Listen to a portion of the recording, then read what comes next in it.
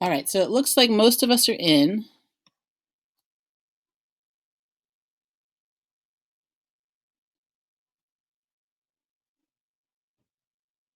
A few more we're waiting for. So what we're going to be doing is going as a student. So you're experiencing as a student. Now you've got two tabs open, so you're going to want to be toggling back and forth between the Google Meet tab, which is right now got the student list on it, and your Nearpod lesson, which will have a waiting room. So basically, when you're asking kids to join a live lesson, they're in a waiting room until you start the lesson.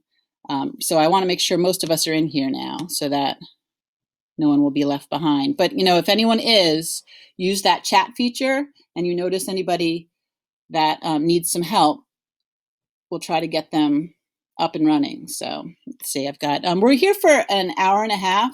I know the last couple of minutes, a rep from Nearpod is going to join us so that they can answer some questions that we might have lingering.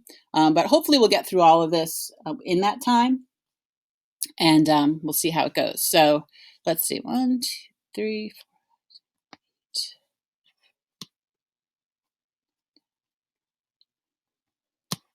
I've got about 16 people on.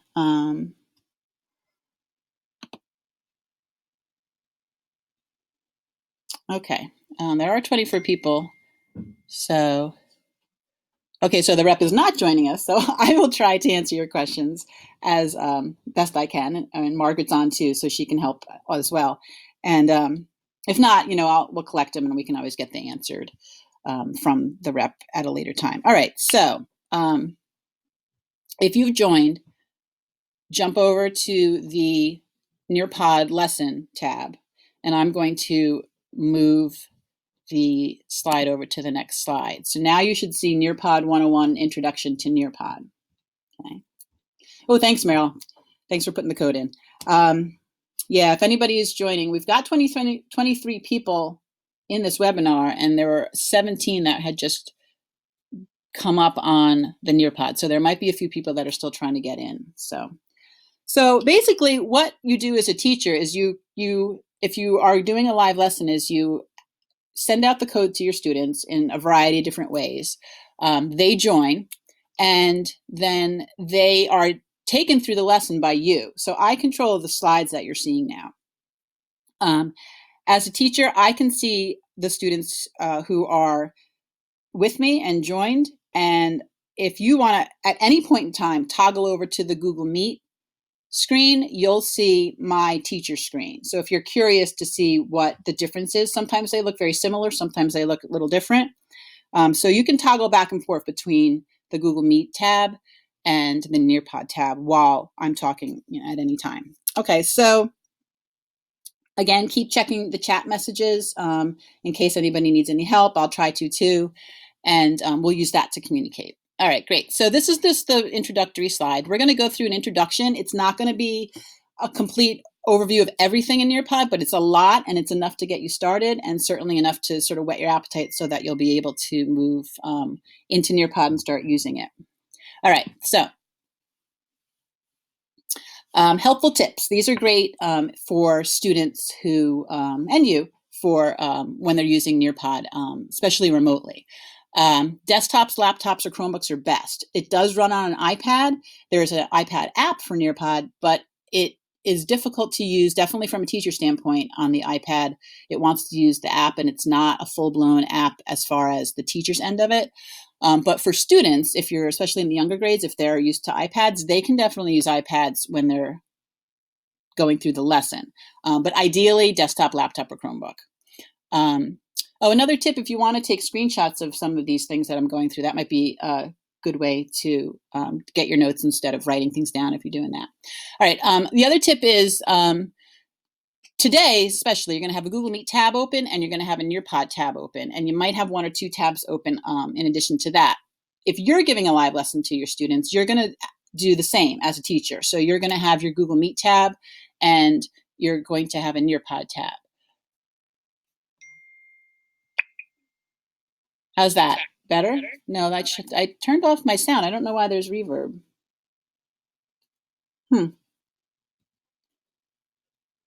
Sound is off on both. See if that's any better. I think I have it both on both machines. So, but you do have to have two. Well, you can have two windows open. Have a teacher window open and your Nearpod lesson teacher screen open to communicate. So you've got Google Meet in one, and you've got your Nearpod lesson on the other device. That's what I'm doing today, so I can see the chat, and I can.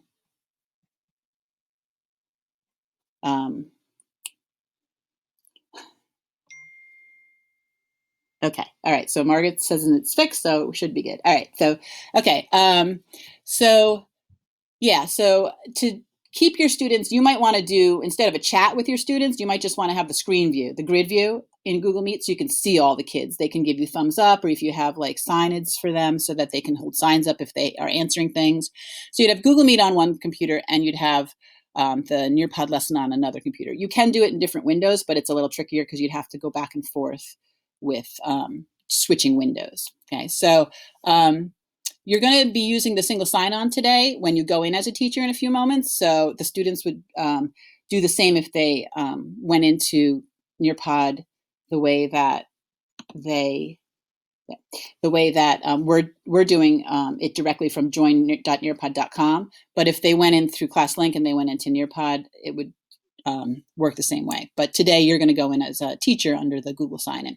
And then also for a smoother experience, close any unnecessary tabs or windows just so that things will run a little bit smoother. And maybe you won't have reverb too. Maybe that's why some of you are getting reverb. Okay. All right. So the next hour or so, we're going to be covering what it is, what Nearpod is, and how to launch it. There's two ways. We're in the live version of Nearpod, but there's another way that I'll show you that is not live that I've been using personally during this remote time.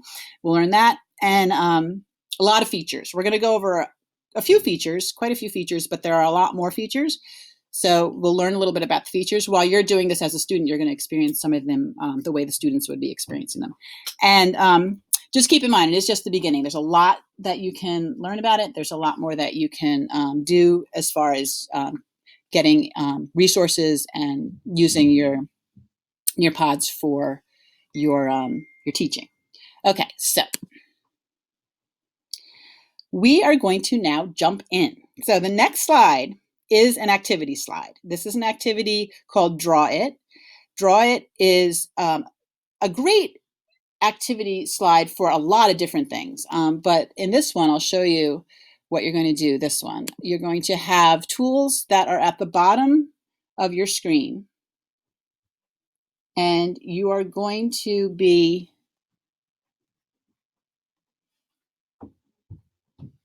there you go. You're going to be circling the answers that you want to choose. So you can highlight too. There's a highlight tool, there's a pen tool, there's a thickness tool. So everyone should be seeing the tools at the bottom and be highlighting or circling which ones are true. Okay, so you're going to go through and choose which ones are true. From the teacher end, if you want to see what a teacher end looks like, you can flip over to Google Meet if you've answered already. And you can see as the teacher, you see what your students are submitting in real time as they're submitting it. So it's great. So you can actually go in, like right now, I can see that Jen answered and Annie answered and Sharon's answered.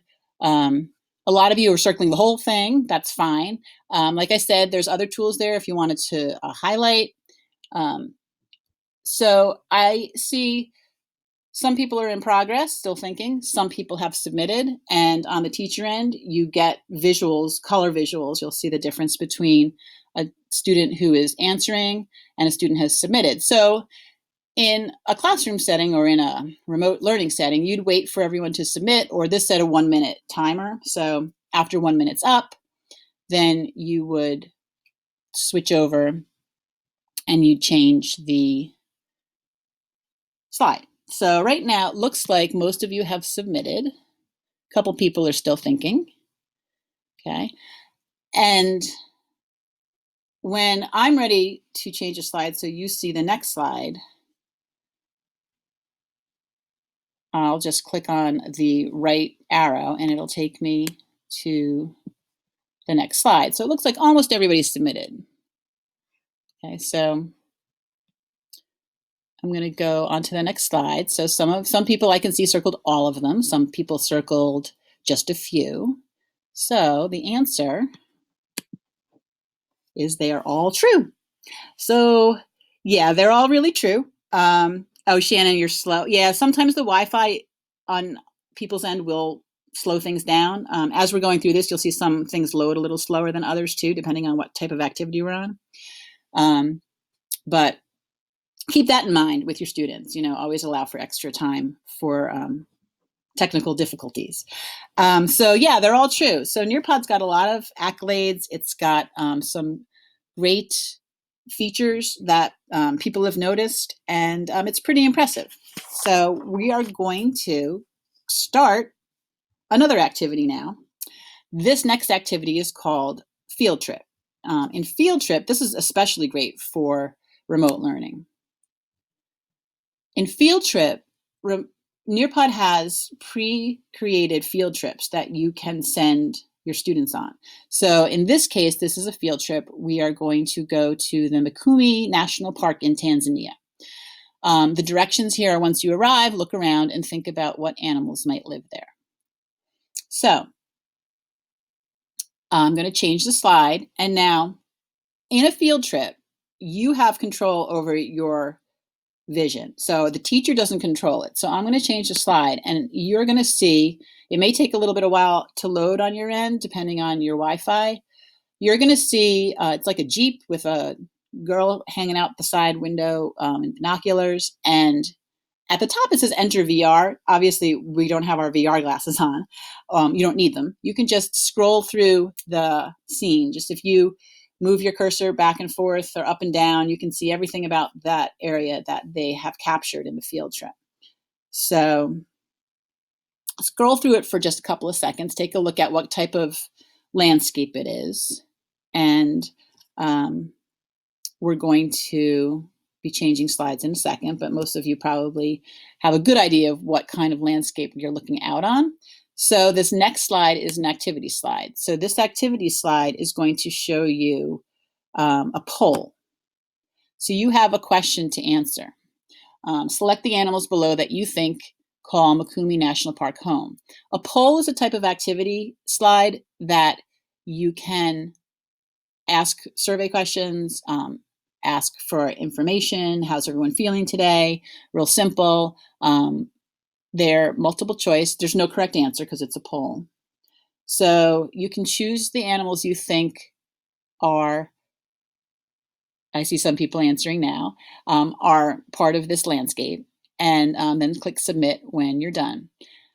Another item that you can do on some of the activities is the share item. So if you want to share someone's answers, you can actually click a share button, and with or without the student's name on them, which is nice in case students don't want to be noticed. You can give the entire group that's in the Nearpod the one student's responses. So maybe you want to give someone a shout out or something that you'd like to see. So it looks like a lot of you have answered. A couple people still haven't or are still thinking or think that none of the animals reside there, which I'll give you a hint. There's a couple that reside there. All right, so that's a poll. That's a poll activities slide. You can put that in on your Nearpods to ask just surveys, questions, and things like that. All right, and if you haven't, if you want to switch over to the Google Meet window, you can see the teacher end of it. It looks very different than the student end. You see all the names and you see the answers that everyone's giving. So you can really, in real time, have a formative assessment. You can see that some people are on task. Some people might be disconnected. Like I see a few of you haven't answered yet. You may have been disconnected. Okay, so that's the teacher end of the slide on Google Meet. Okay, so this next slide is an audio slide. So the audio slide has two ways of running the audio. I found that the The way where the students control the audio is more successful. They do say that you can, as a teacher, control the audio. You'll notice the play box down at the bottom with the play arrow. So if you click on that play arrow yourself, you should hear the word predators spoken several times. So what this slide was created as is it's a text slide that's got text on it, but then they inserted audio, which is a feature you can add to any slide. And the audio could be downloaded from the internet, so you could have a speech or a song, or you can record your own voice. So recording your own voice would be something like this. So the teacher recorded predators, and she just inserted it so the students would hear how it sounded. Okay. The students, and at least on this end, I gave you control over the audio. Okay. So let's see. I'm just going to go into the chat and look at some things. Can you go back and look at a slide from before? Sharon asked. No, the teacher has control over the slides. So you don't have the ability to move forward or backward in live view. Okay, but if they need to, the other version, that would be the way you would do it. Let's see.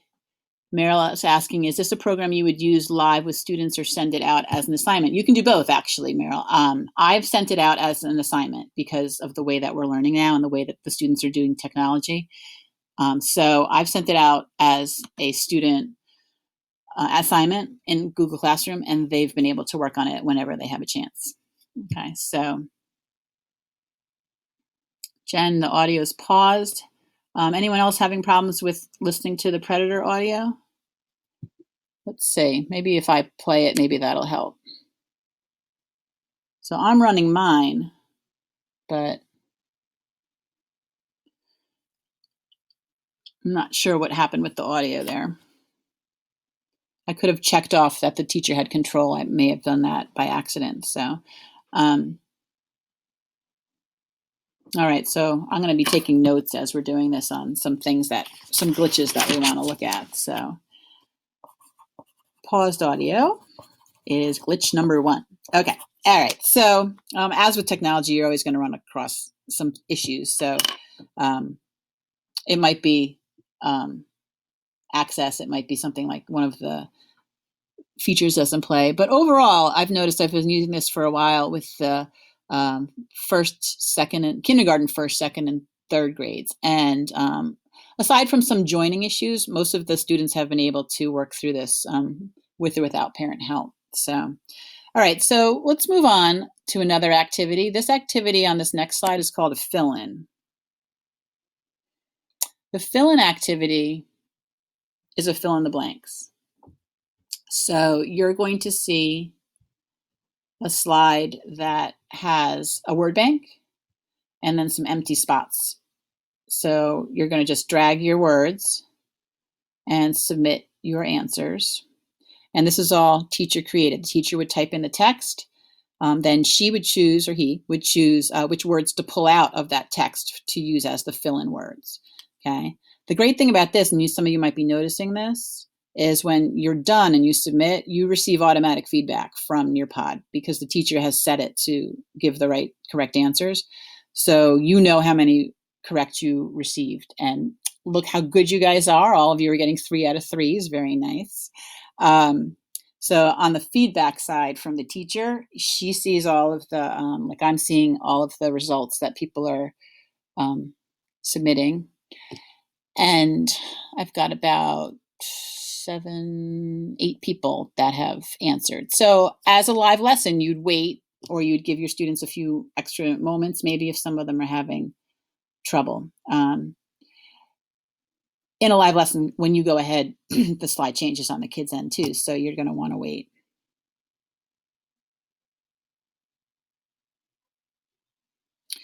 Okay, so that is a fill-in activity. And like I said, you can create any text you want. You can even copy and paste text in if you wanted to get a speech or something like that to use, and then just drag out keywords. Okay, it looks like 7 people. Oh no, here's more. I scrolled down, I see more. Okay, it looks like everybody's ready to go. Okay, next slide. This is a new activity. This activity is called matching pairs. Now, you don't have the activity started immediately when you do a matching pairs activity. In this activity, you are waiting for the teacher to start it. So in a live lesson, you would maybe explain to the kids what to do, how to go through the activity. You would start it from the teacher end. I have a start activity button on my screen. I've given 1 minute and 15 seconds for this to be answered. You'll see the prompt and the clock, the downward clock. So I'm going to click start the activity and you'll get a countdown.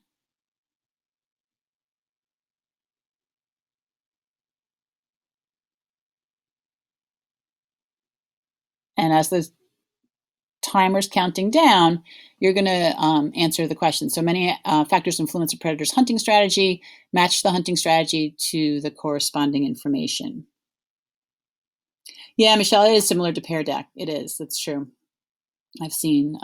I've used Pear Deck in the past too, but it has a lot of the same features. Megan is asking, if a student gets a fill in the blank wrong, is there an option on the teacher end to allow them to try again? With the fill in the blank, they know, because once they submit it, they can before they submit it, they can change their answers as many times as they want to. Once they submit it, though, it's answered. So it looks like the clunk down tickers down to the 20 seconds. You're creating matching pairs, so on your end, you would actually, if you want to go over to the teacher Google Meet, I'm just showing you the pairs that the teacher would create these. So you would create 2 boxes and you would put in your answers, and then they would automatically arrange them so that they aren't lined up, and then the students would be able to answer. And you can have as many matching pairs as you want. There's probably a limit, but it's not limited to just 4 or 6 pairs. Okay, so the clock has run out, and it looks like most people have answered. So I'm going to go to the next slide. This is another activity. This activity slide is a 3D image. They have a library of 3D images that you can import and insert into your Nearpods. So this also is student controlled. So when I change it to the next slide, just observe the animal, the predator, and you can turn him around, up, down. You can zoom in or out, and take a look at what type it is, and you'd be able to move it. If I move mine, you wouldn't see any movement on your end. So move your cursor around, or your trackpad, your mouse, and zoom in and out of the lion. Marcy is asking on that fill in the blank, does that work with pictures? I think it is just text. Not 100% sure, but I think the fill in the blank is just text, but there is a way to put images in. I'll check on that. So,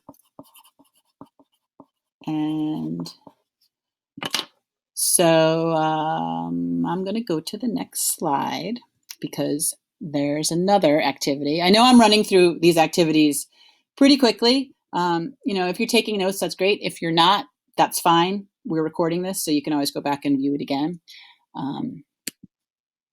And so now that you've looked at the predator, based on your understanding of predators, why do you think the lion is considered the, quote, king of the jungle? This is an open-ended question. This is probably one of the more popular activity slides to put in because it allows the students to type their answers. The answers can also, especially for the younger ones, be recorded, which is excellent. I started with kindergarten and first grade a couple lessons ago when we went to remote learning, and I put in the ability for them to record. And not only is it easier for them to do the recording instead of have their parents basically type their answers, it's just adorable to hear their little voices. And as a teacher, you would get the answers showing up either written or the play button to listen to them.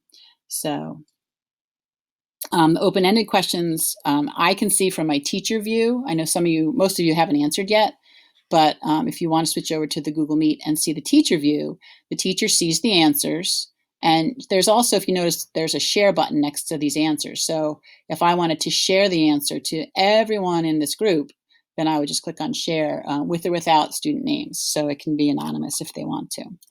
Okay. So that is open-ended. And it's open, so you can put any questions in and answer, and the students can then respond. I've used it just to ask a question. I've used it to give some vocabulary and have them write something about using the vocabulary. So depending on your prompt, they can do a lot with it. So that is almost done. A few people haven't answered yet, but that's okay. You don't really have to answer these. I think you guys can probably know a lot about the King of the Jungle. So we'll go to the next slide now. And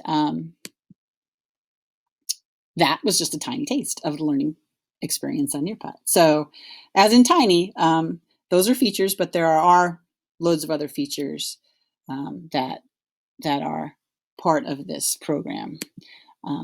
We are going to now use one of them. This is a collaborate slide. And on the collaborate slide, on the teacher's end, I have the ability to approve student comments or just let them go up without my approval. So I'm going to say I don't need to approve them because I know you guys are not going to write anything silly on these. So I'm going to say, no, I don't need to approve the comments.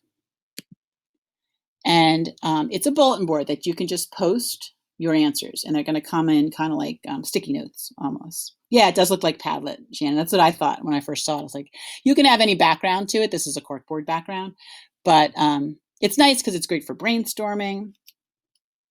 Teachers can choose to approve the post first. So even if someone isn't writing inappropriate, but they're writing things that maybe don't really answer the prompt, you might be able to guide them before they post something. And once they're posted, you can see the bottom is where you would type it in. So you can start, thanks for people popping in there. So why do you think Nearpod's making a significant impact in education? What do you think about it now that you've seen it?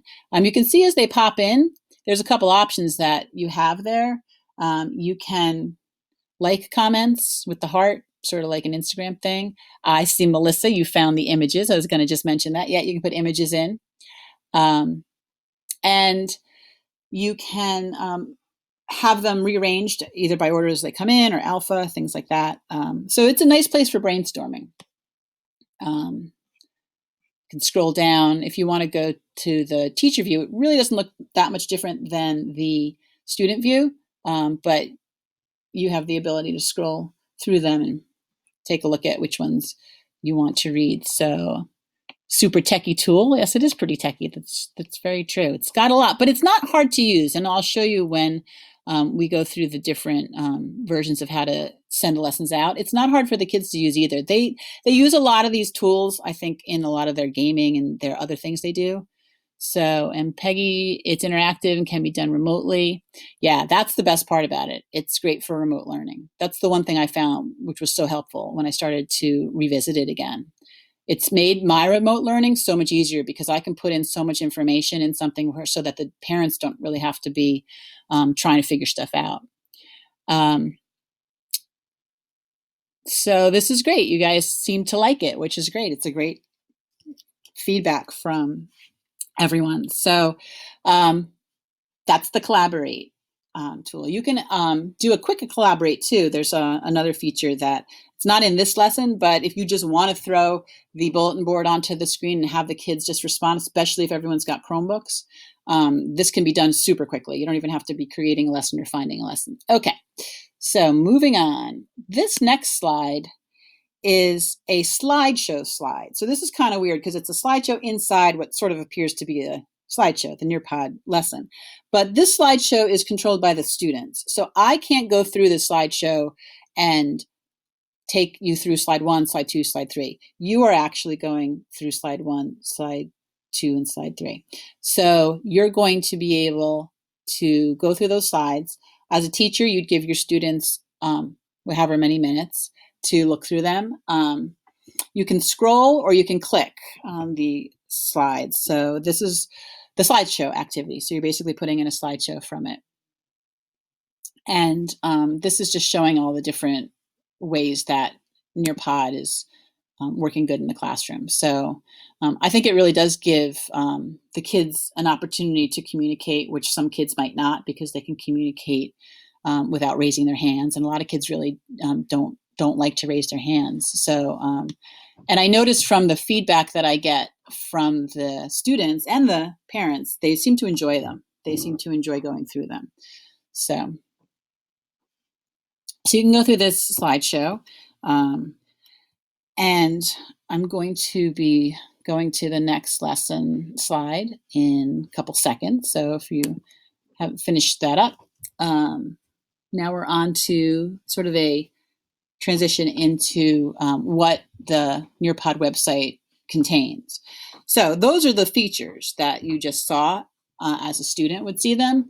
But the nice thing is that Nearpod comes with ready to run lessons. So you don't have to actually create your own lessons. There's a way to do that. But if you want to just find a lesson, maybe tweak it and use it, they have a ton of lessons. Some of them are pay lessons, which I obviously just filter out because I'm not interested in that. But there's a ton of free lessons too. And there's plenty of teacher professional development. It's got a lot. I just took the certified Nearpod educator a couple of, I guess maybe it was probably the end of March, because I started using it and I thought, well, this might help me. And it really did. It really gave me a lot more experience in using it. So there's a lot of PD, and I'll show you that in a little bit. So we are going to sort of transition now to checking out the actual Nearpod website. So like I said before, you may want to have several tabs open. So you're going to want to have a new tab open, and you're going to now go into Nearpod. Nearpod.com. You're going to go in as a teacher, and you're going to sign in with the single sign-in, with the Google sign-in. So I'll give everybody a few minutes right now. If you get in, you can take a little stretch break or make sure that you are settled. And I'll show you around the homepage of Nearpod once everybody's in. If you wouldn't mind, just in the comments in the chat, just let me know that you're in so that I can know when I can move on. Shannon, should we go into ClassLink? You can. I honestly don't. I don't think of it, but you can use ClassLink. And I think, Margaret, do you think they should use ClassLink if you're still there? I think you're still there, right? Yeah. What's your take on using ClassLink versus not? Let's see. Okay, we've got Anne and Jen in, and Marcy's in, and Teresa's in.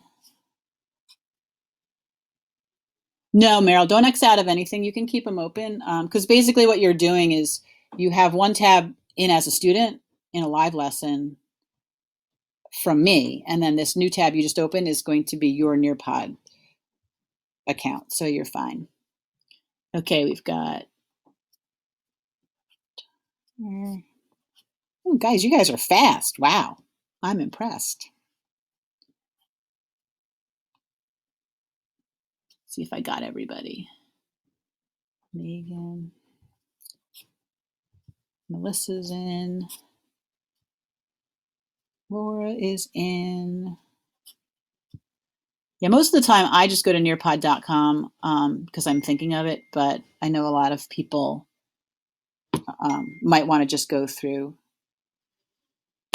ClassLink too. And the kids might want to do that too. You know, I had you go in as join.nearpod.com. So. Okay, who else? We got Matthew, Margaret. Did I see your name, Margaret? Oh, here's more. Trish thinks she's in. Okay, let's see. Sharon's in, right? I saw your name somewhere, I think. Okay, it looks like almost everybody's in. If there's anybody who can't get in yet, just shout out in the chat and I'll wait a few more seconds.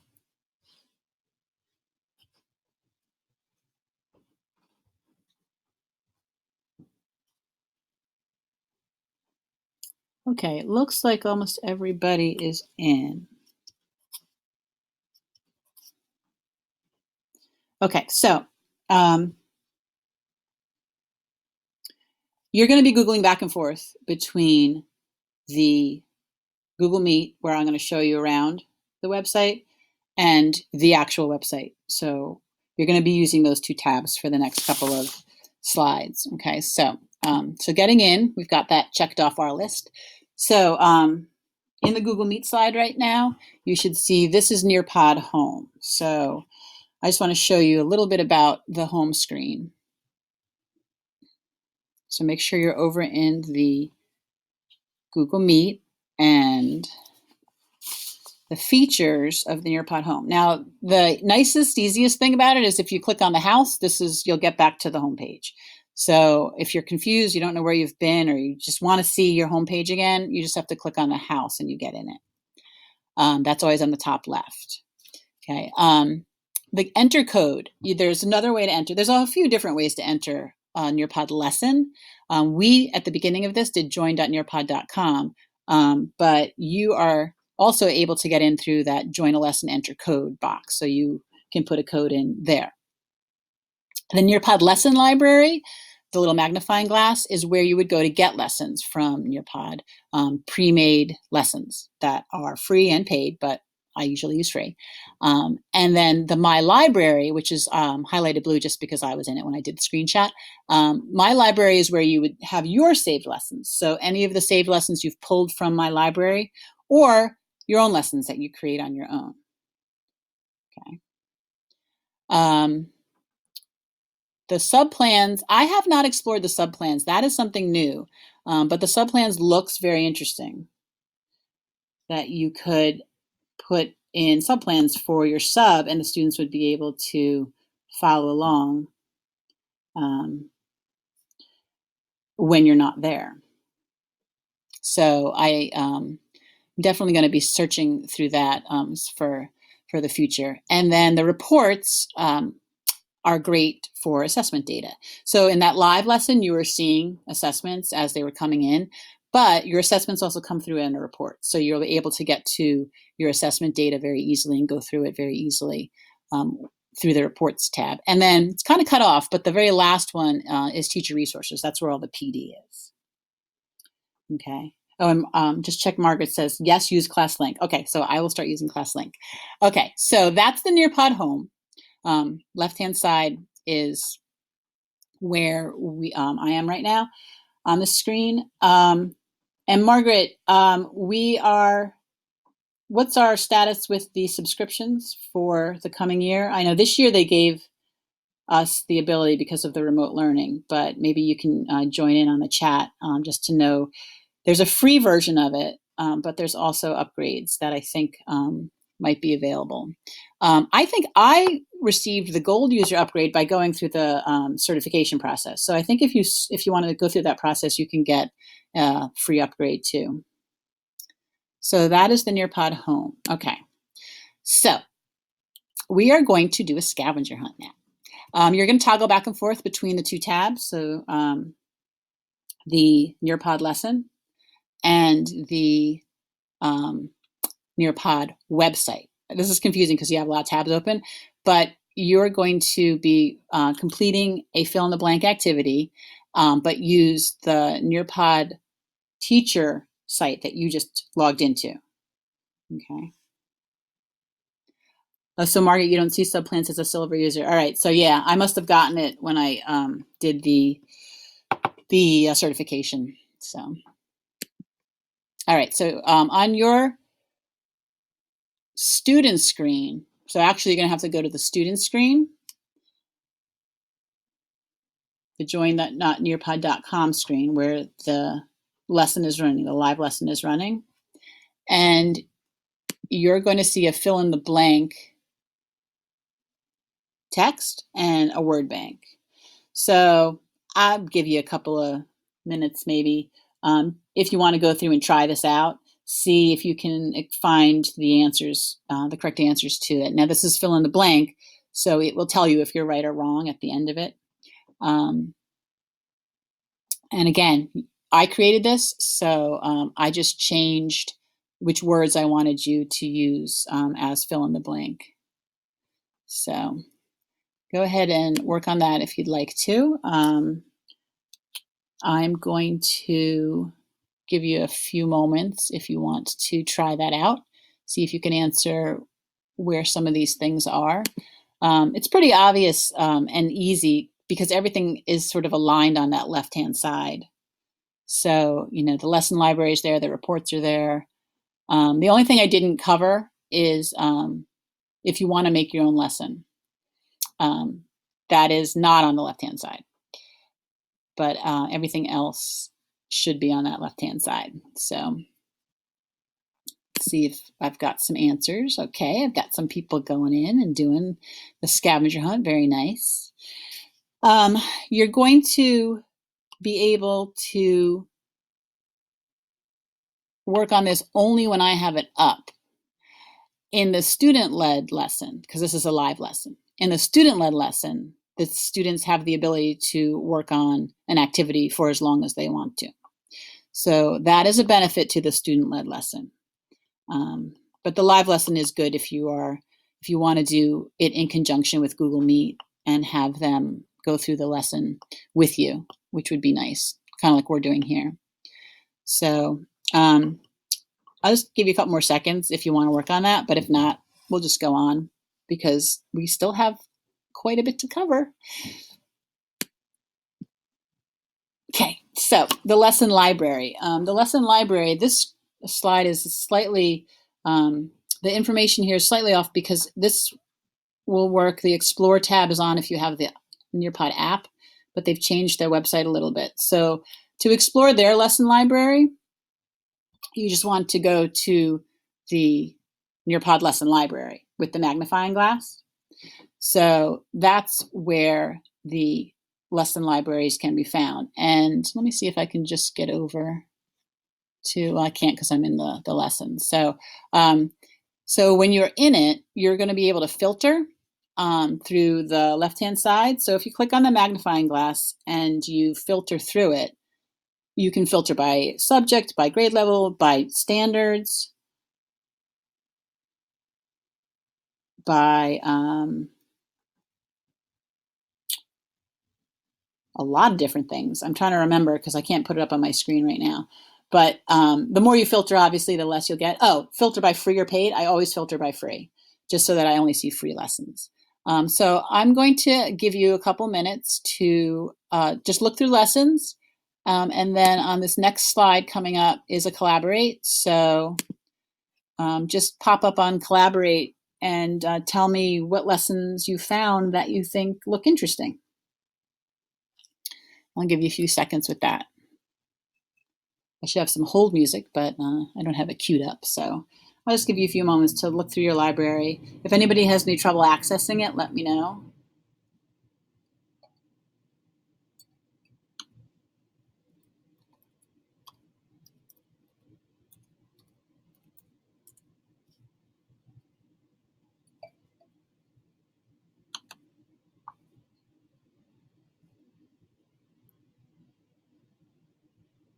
Oh, we're waiting for the quote for the subscription. All right, so for now, you know, we have the ability to get through till I think the end of June they gave us. Maybe, I don't remember what that remote learning COVID free access was, but like I said, I think if you go through the certification process, you'll have some access if you wanted to work on that, like it's a summer thing. All right, so people are popping up. So Matthew found the VR tours on ancient Egypt, pyramids, geography lessons. Those are great. Michelle's got teaching tolerance K to 2. That has 5 lessons. Yeah, a lot of companies are putting their lessons in. I know Common Sense Media has a lot of lessons in here too for free. Westward expansion, world language, lots of lessons on cells for science. Yeah, the digital citizenship lessons are great. They're really well done. And the nice thing is you can tweak them if you want to. Any of the lessons that you find, you'll be able to change them up if you like most of it, but you maybe want to change 1 or 2 slides. New ZLA is here. Field trips look really fun, Jen. You're right. I think I saw quite a few that I think the kids would really enjoy. And Laura's saying warm-ups, is that a sentence? Is it a person, a place, or thing? Oh, like for quick warm-ups? That's cool. There's so much on here, and really for all grade levels. Like I said, the younger kids seem to be able to be getting into it even remotely. So, reading might be the hardest part for anyone younger, but like you have the audio function, you can always just put in audio to tell them what to do, and then they can respond with their own audio. Lots of bundled packages, plate tectonics. So yeah, there's a lot of different lessons that you can use to already just use them. You don't have to make your own, which is a great thing. And it might give you some ideas too. You can find a lesson that you like, but you might want to use some of it, but not all of it. So you're able to do that too. Okay. So switching to the other part of the features is the PD side. So the PD side, the professional development side, they've got a lot of free things. They have a variety of different ways that they give the free things to you. So videos, audio, PDFs, things like that. So what I'm going to do for this one is an assignment for you to match. So this is matching pairs. You're going to match the teacher resources. So if you go to your Nearpod teacher home, on the left-hand side at the sort of near the bottom, it says teacher resources. That's where you're going to find the answers to these matching questions. So use that part of the page to help you with this. There are instructional videos. You might be able to answer some of these without even actually looking on that page, but it would be nice for you to be able just to see where they are and how it's set up. Nearpod EL, Laura, you might get a lot of use out of that. That's probably super helpful for you. On-demand resources, which are great because you can do the videos, run the information whenever you want to. They record all their webinars. And live webinars is excellent because you are able to go through with someone from Nearpod, and they are able to take you through the steps on how to do a whole bunch of different things. And the registration is there for you. You just register. They send you a reminder through your email. And they're not more than, I would say probably like this, like an hour, 90 minutes. So speaking of that, let's see what time we have. All right, so we've got a good 35 minutes left, which is perfect. This is great. All right, so if you've worked on that, try to match the pairs up. That's great. If you haven't had a chance to do it or you're just kind of waiting out, that's fine too. I'm going to be moving on to the next slide. And well, actually, before I do that, if you want to switch over to the teacher screen on the Google Meets, I'm showing the teacher results for the matching pairs so you can see how everyone did. Right. I just clicked on hide student names so that you don't know who you are. So I guess that is nice if you don't really need to know who's doing what, but you just want to kind of class consensus. Does the class get it? Does the class not get it? So at the bottom, you can see hide student names. Okay, so that is the PD page. We are going to now look at creating collections of lessons by adding lessons to my library. So you found some lessons. So how do they go into my library? So this is the steps for adding the lessons to your library. You've already clicked on Nearpod Lesson Library, the magnifying glass, to search for lessons. This time, search in the search box for taking perspectives on cyberbullying. 2 lessons should pop up. And then hover over one of the lessons, and you can see a preview lesson button pops up. Once you click preview lesson, then you'll have a button that says, it's blue, it says add to my library. And once you add to your library, then you will have it in your library, so you don't have to go searching for it anymore.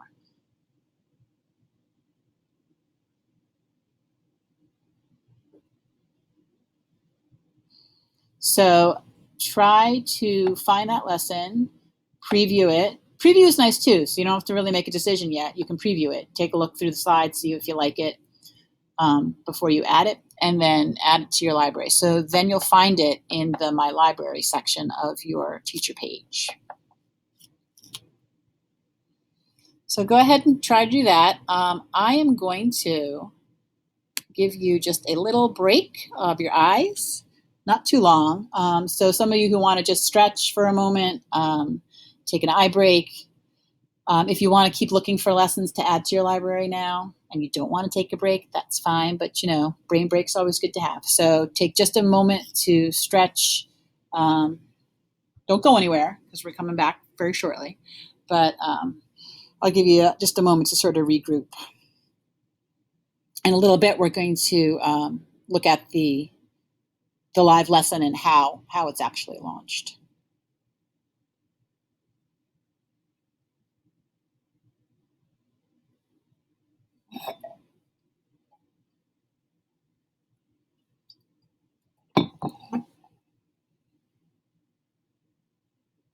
Okay, so hopefully that was enough time to feel a little bit more ready to go. So we are going to now go through some videos. This is also an activity, so you can import videos from Vimeo or YouTube for your students. So this next slide I'm going to bring up on the Google Meet is a video that you are going to learn how to present the live lesson. So the way that I presented the live lesson. So the teacher has the control over the video, so I'll play it. Hopefully it should play and your sound should come up.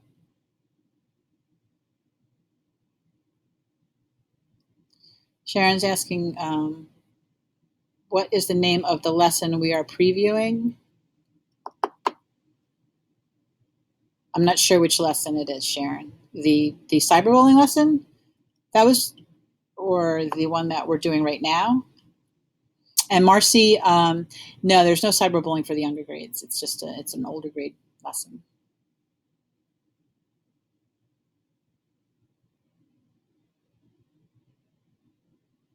For cyberbullying, the name of the cyberbullying lesson? Not sure I remember, but it's perspectives on cyberbullying, something like that. Is everyone hearing the video now? I hope that it's running. Just let me know in the chat.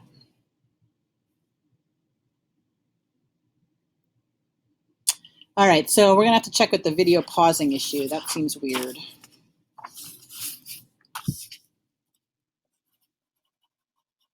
So what I'm going to do after we're done with this live lesson at the end of the webinar is I'm going to send you a link to the student lesson so that you can go through this again on your own. I have a feeling it might run a little bit better on your own. So well, I don't want to take time going through all those steps, but basically you are going into your library. It has to be in your library to launch a lesson, and you're just clicking on the live lesson option. When you hover over it, you'll see that option. And you get a code, and then that code can be sent a variety of different ways to your students, and then they'll join. And they can join like you joined this morning, or they can join through when they go into ClassLink and they go to Nearpod, they'll have a code box to join. So that's how the live lesson would work. Okay, so I guess we won't. Well, I guess we can try. If you want to try the live lesson now, let's give that a try. See if you can do that with that cyberbullying lesson, or if you did another lesson that you added to your library, you can just try to see if it works for you. So hover over a lesson in your library, click on live lesson. It's saying find a partner, but we're not together, so that's not going to work. So just go ahead and click the live lesson, and the code will pop up. You'll see where the code pops up. You'll see, I'm going to just pop up my code. You can email it. You can, through social network, you can just copy the link, put it in an email. I put them through Google Classroom. I like that way. It's very nice and easy. And then Remind, or we don't use Microsoft Teams. So those are a couple of the ways that you can have the kids join. Or you can just verbally tell them, this is the code to type it in. So see if you can do that. Michelle, you can't see the presentation. I'm not sure why that's happening. Maybe try coming back into it. JAVOP is the code. Just go to join.nearpod.com and hop back into it. This could happen with the kids too. So if they get bumped out, they have to join back in again. The code should get them to wherever we are. If it's a live lesson, wherever we are in the meeting, in the lesson is where they would jump back in. So maybe Michelle can try to do that and get in. Hopefully everyone tried to launch a live lesson. You don't have to use it, but that's how it's done.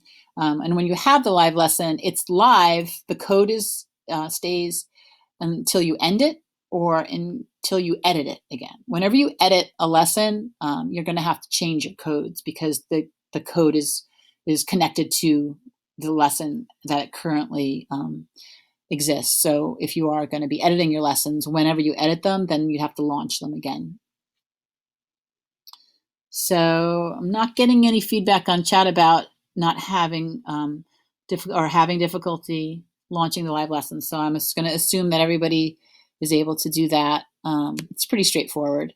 Okay. Here's another video. I guess what I'll do, since the videos are pausing, is I will play it and I will narrate it. So that's what I'll do. Let's see. Let me get to the play. All right. So the control center is what you've been seeing if you've been switching over from Google Meet's screen, which is where I have my screen showing, and the actual lesson that you're working in. So there are training videos that you can watch, but you don't need to. Now, so the code is at the top. So whenever you need it enlarged, you just click on the code and it makes it larger. And like I just said, you can share it with people through a variety of ways. The middle, Nearpod, is where the reports are. We haven't talked about the reports today, but that's where the reports are. I'm going to send you some information about them. And then that end session is where you would finish and be done with it, and the code would no longer work. So don't do that unless you want to. You can add activities while you're on the fly. So you can always add activities if you want to just throw in an open-ended question or put in a draw it slide for them to answer a prompt on. And then the student view flips it over to the student view. So the student view would show the students what they're seeing, or show the teacher what the students are seeing at that time. Now below, it's kind of hard to see because of the video probably, but below there are three areas below that you can get the student list, so you can see everybody who is actively in and people who may have been bumped out. You also have the number of slides you're on, so whatever slide you are on, if you want to jump to a slide, you can do that quickly. The teacher would be controlling that. And then the last one is showing the student names or hiding the student names. So if you, like I did just before, if you want to hide them and you not see them. Okay, so that's just a little bit about the control center from the teacher side in the live view. You'll only see that in the live view. All right, so if you want to try this, go into your live lesson that you launched, if you launched it, and go into that teacher view, the control panel, and take a look at the different sections that the video just went over and see if you can find these four things. So hiding student names, changing the student view back and forth to the teacher view, enlarging the join code just by clicking on it, and the scrubber is the thing at the bottom. I don't know why they call it the scrubber, but the scrubber is the bar at the bottom that shows the people who have joined, the slide number you're on, and the hiding of the student names. So you can take a few moments to just explore the control center for a sec. And we'll be moving on in just a moment. I think our time is pretty good. I think we're going to have enough time to finish and maybe even have some time to answer some questions if anyone has any questions. Michelle, you're back on. So we're looking at the control center. So you're going to be flipping back and forth between the Nearpod lesson and your teacher login.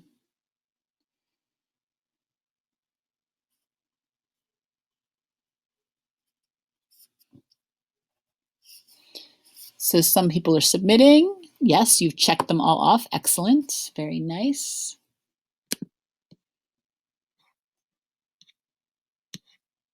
The live view is nice on the teacher end because you really can see the students, and as they're they're submitting their work. So it does give you a nice idea of who's working actively and who might be having trouble. So, you can always reach out if someone's having trouble.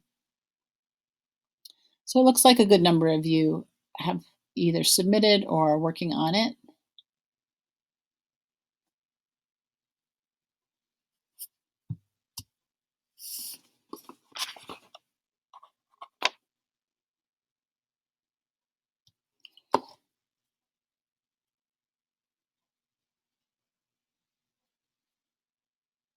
And I think in a couple moments, I'm going to be switching over. Just a few people are still working. This is something you can always explore on your own too. You don't have to be doing this right now if you are feeling a little overwhelmed or you're not sure. Okay, so I'm going to go on to the next slide now. Shannon, you're having issues with the drawing tools. I've noticed, depending on the device, I noticed with the iPads, or you can actually do this on your phone too, there's some issues with getting the tools to appear. I haven't ever had any issues on a device, but it might be Wi-Fi related. It might be just the Wi-Fi speed that you might be running at. So, but I'll put that down as an issue. Okay, so this next slide is Microsoft Sway. This is another activity option. We don't use Microsoft products that much anymore. Microsoft Sway is similar to a presentation kind of feature. And it was included in this slideshow. I really don't find it useful on my end, but it is available. It's controlled by the students, so they can scroll through the slides. But as you can see, it's taking a long time to load. So we might just skip over this one. And Marcy, do you see when our kids do a draw it virtually? Yes. Yeah, you'll see it come in on the teacher end as it's being done. And then when it's submitted, you can enlarge it. You can see it in a larger view. And all right, so I can go to the next. Oh, it's finally loaded. All right, so it's basically a slideshow, but it's in like one window. So you have to actually scroll down to see the rest of it. So this is just telling you something about Nearpod. And they do have links. These are live links that you can actually go and learn more things. So this might be something nice to go back to in the future. If you want to look at any of the things in more detail, draw it, quizzing, collaborating, or polls, those things. But as far as Microsoft Sway goes, it's not something that we probably really use that much. Okay, so the other type of lesson. This is the lesson that for remote learning, I have found to be a lifesaver. So the student-paced lessons give the students the ability to complete them anytime, anywhere, on just about any device, as long as it says internet access. So Marcy's tools are not showing up. Yeah, I'm not sure with the drawing tools. I'll take a look at that and see why that would be happening. I'm not sure. When you're not live, you see them when they submit them, Marcy. Yeah, you won't see them because it's not live. You won't see them actually working, but you will get a report when they submit their lesson, when they're done. So you don't see it in real time. Okay, so student-paced lessons. There is a video. I'll just narrate it since it's not running nicely on anyone's screen. So launching it's sort of similar. You're just going to go to your library and hover over a lesson and then click on student paste instead of live lesson. So once you click on the student paste lesson, it will it'll look similar to the live lesson, which pops up with a code. The nice thing is there's days that you can say, see in the blue it says 29 days remaining. I would always set it for more if you know the students are not going to finish on time, because once it's expired, the code is no longer accessible. So I would set it for as long as you think they need to finish it. And then again, you can send it through the email, social, a link, embed it. Google Classroom, though, is the way that I go. That seems to be the easiest one for them to pick it up too. And then they actually don't really need the code when they're going in. It just automatically will load it. So we're going to try it out this is pretty much similar to what you did for the live lesson. Go to my library, hover over a lesson, click student paste this time. You can copy the code, and then if you want to try it out in a nearpod.com, you can paste the code in just to see it. But if you just want to make sure you know how to launch it, that's fine too. So if you're doing that, I'll give you a minute or so. But like I said, when I launch these student paced lessons, I'll use Google Classroom because it integrates it right in. You can choose which classroom you'd want. You can add your own information to the assignment, and it links it really nicely. Okay, so we've got about 15 minutes left. I'm going to go through the end of the slideshow fairly quickly, but we've pretty much covered a lot. So let's put it all together. This slide is great just for you to know what we've covered and what you can do after this webinar. So we're not going to find a partner, and you don't have to try any of these, but just make sure you can launch lessons, join lessons, facilitate it, use the teacher control board, and try out some of the features. We have not talked about creating your own lessons. I'll be sending you directions on how to do that if you want them. They can be created in Nearpod, or they can be created in Google Slides. You can get an add-on and you can create your own lessons that way using Google Slides, which a lot of you already know. But it's just too much for all at once. So I'll be sending those separately so that you can learn that at your own pace. Okay, so don't worry about trying these right now. Since we don't have too much time, we're just going to reflect now. Okay, so take a breath and answer this poll. What are you feeling? What are you feeling? Okay, there you can feel several things right now. Some of them are not listed, so you might want to feel like you want to take a walk. Well, I guess D would be that, run away. All right. Nice positive. Okay, a lot of people are saying they're excited. That's great. I can hide the names if you would like to bop over to the Google Meet screen if you've answered and see what it looks like in Google Meet. Okay.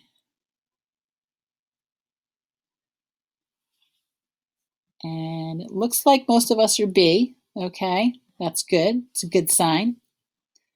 All right. And some of us are C. Also good, because really you're feeling anything you're feeling is fine, because you could be feeling a lot. So it's change, it's new. You have done a lot. But I think if the remote learning that we've been doing these last couple of months has taught us anything, that we can handle change and we can learn and we can adapt. So really, compared to that hurdle that you've just passed, learning this Nearpod is small potatoes. That's not going to be that difficult for you if you want to learn it. What I'd like you to do is do this collaborate board for me. What do you think about this now? How do you think you're going to move forward from this? What do you think you need? Maybe from the tech end, from the PD end, or what do you think you need from your end? Just let us know. Share what you think. So I'll give you a few seconds to respond.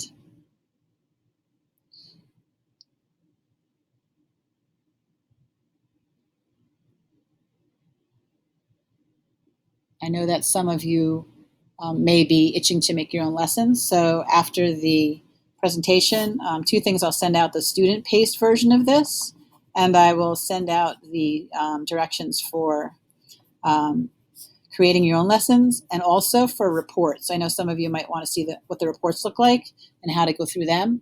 So great. I'm getting nice feedback. Time, yes, we all need time. The classified students, you could use the audio probably. The classified students will need to hear, so you can use the audio, which will help you speak to them in your voice. You can just tell them what they need to do. That might help. Seamlessly transition lessons and slides. Yeah, that is seamless. It's really great how they set that up. So once you put the add-on in that I'll send directions for, I use that a lot. That's really how I've been doing it. I've been finding lessons and then using Google Slides to tweak them. And it works really nicely. Marcy, I'd like to see the slides on how to make a lesson. Yeah, so I'll be sending them after this if you want to keep working. And Google Slides to create custom lesson. Yeah, we'll be doing that. What else do I have here? Can you ask the Nearpod when they are connecting their VR lessons with Google Expeditions? Yes, I will put that on the list of things to ask.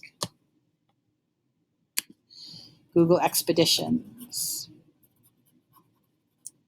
Okay. And the nice thing about this live lesson from a teacher standpoint is I'm going to be getting the report for all of these responses too. So even if I can't get to some of these right now, we'll definitely have a report of them. So it looks like sharing videos with colleagues. You can work together on the resources. You can actually share a lesson with some other teachers, and by just connecting the lesson to share it. Student engagement, it definitely helps them. It's interactive, which is nice. They're not just watching a video. They actually have to stop and answer a response. Okay, and yeah, time. Yeah, we all need time, right? That's just really what we need. For first, actually, first grade, they have been doing my lessons, and the parents have. If they've responded, it's been like maybe a question about the code not working, if it's expired, but the feedback's been real positive. They've really enjoyed it. I think that they like the fact that it takes them step by step, and the parents don't have to really guide them. They just have to maybe read a couple words or show them what they need to do. But they seem to like it, and they love the recording. A lot of the kids really love recording their answers. Can you draw on this using a smartboard? Can you copy and paste a former smartboard lesson? Can't copy and paste. It will go through Google Slides. You could probably copy and paste smartboard into Google Slides, and that might be the way to go about that. Losing what you create if the district no longer subscribes. I don't know. I had the Nearpod free, and then I had the certified Nearpod level, so I don't think you will, but Margaret might be able to know, or the rep might be able to know a little bit more about that. First grader uses it for Spanish class and loves it. Yeah, the kids really do like it. It's fun for them. They love answering questions and matching things, and those games are interesting to them. Okay, so I'm going to go on to the next slide. It looks like almost everybody has answered. This is a post-training challenge. You can certainly challenge yourself if you'd like to, but you certainly don't have to. I think that it might be a good idea if you just want to try it out, maybe just try it as a fun activity for end of the year. That's no stress. You just might want to see how it works for you and the kids. Just give them like a cute question and answer, like maybe a survey, a fun thing, something like that. If you want to try it out as a challenge like that. But I would try to use it before the end of the year, just to maybe create it, just to see how it works, so that you can get a little feel for it and maybe how to plan for the coming year. So feedback time. What Margaret did send you is the Gmail, the Google form that's on this next slide coming up. You don't have to fill out the form right here. In fact, it's taking its time to load anyway. So, but feedback is appreciated. Some things you might need, want, just give us any information. So that Google form allows you to do that. You can access it through your email, because Margaret did send that out to you guys. It's something that I think will be helpful for us moving forward with it. I'm just going to pass through this slide since it's not loading very nicely. All right, so just a couple things that you may want to investigate. There is a Nearpod teacher group on Facebook. So that's a great place. I no longer am part of Facebook, so I'm not a part of this, but it probably is a great place if you are still on Facebook. It looks like this. It's the Nearpod teacher group, so you can ask and answer questions. They get information. It's helpful if you're on Facebook a lot. They have the Nearpod Certified Educator webinars to go through. I did this. It didn't take me very long. It maybe was a few days, and I had everything ready to go. They received it. They returned it. I got a little badge to put on my email, and hopefully, I didn't have it for now, but I should be getting training materials. It takes a while, I guess, now that the mail is kind of slow. But if I do get some training materials and some swag, I will be forwarding them on to you. So maybe possibly look for that. And then more resources that they've included. The resources are on the PD page. These are instructional videos that are on the PD page, and they're also on their YouTube channel. I like their YouTube channel a lot. It has most of their most recent things on there, so you can always go to YouTube and do that. And that is it. That is all I have for you, which I know is a lot. I will be sending you the how-tos with reports and how to create your own after this is